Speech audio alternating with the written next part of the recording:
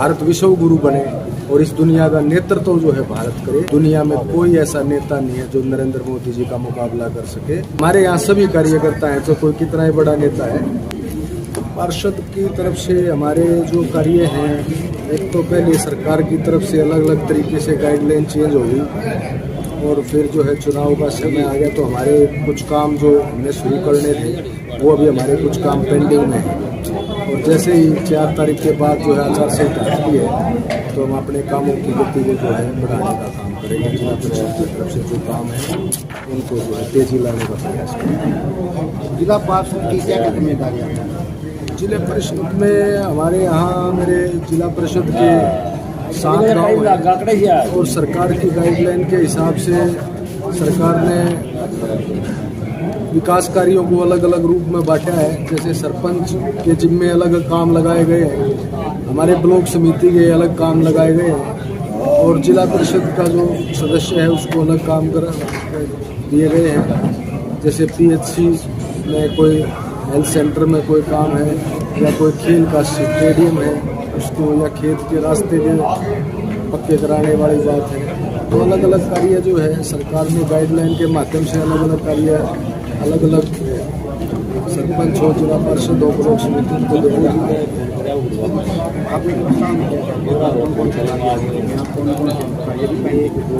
प्रस्ताव में हमारे कई काम जो है हसनगढ़ के भी है, पार्क बनाने की बात है चाहे, और हमारे चाहे खेल स्टेडियम की रिपेयर की बात है और कई रास्ते जो हमारे हैं, खेत का रास्ता भी है उसमें वो पक्का कराने की बात है, चाहे हमारे मोरखेड़ी गांव में गौ घाट बनाने की बात है और जैसे समचाना गांव में मेरे में वहाँ खेल स्टेडियम में जो है उसको रिपेयरिंग की, वहाँ शौचालय बनाने की बात है, या जो बच्चों को ट्रैक है उस ट्रैक को ठीक कराने की बात है। तो ये अलग अलग कार्य जो है ये गांव की तरफ से आए हुए हैं और इनका जो है हमने अपने जो हाउस हमारा होता है वहाँ इन कामों को रखा है। 4 तारीख के बाद जब जैसे कोड ऑफ कंडक्ट घटेगा तो हम इन कार्यों को जो है गति देने का स्टेडियम का कार्य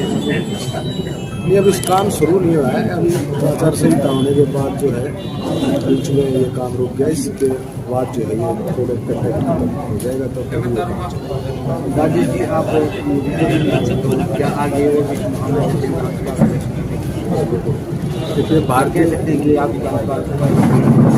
देखिए भारतीय जनता पार्टी में कोई भी कार्यकर्ता ये तय नहीं करता कि मैं किस भूमिका। आप क्या सोच रखते हैं?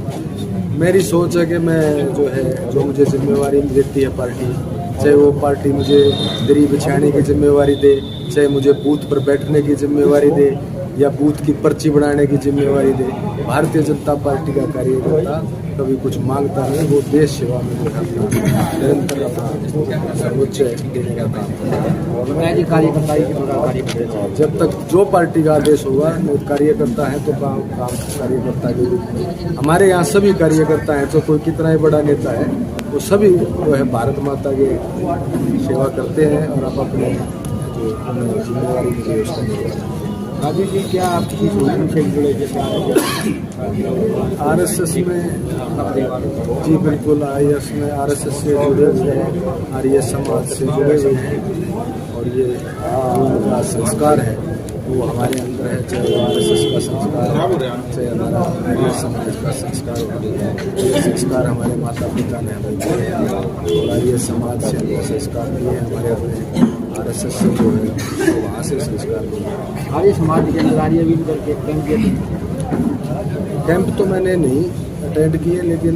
मेरा ये रहता है कि जब भी गाँव में या कोई और कार्य शुरू करते हैं तो यज्ञ के माध्यम से ही हम जो है यज्ञ से जुड़े रहते हैं और यज्ञ के माध्यम से जो अपना कोई भी कार्य हो जीवन में वो पहले यज्ञ करके उसकी शुरुआत करते हैं। एक देशभक्त और एक अच्छे लीडर होने के नाते हमारे क्या मैं यही कहना चाहूँगा कि सबसे पहले तो आपसे मेरा एक ही निवेदन है कि हमारे पास दुनिया में कोई ऐसा नेता नहीं है जो नरेंद्र मोदी जी का मुकाबला कर सके।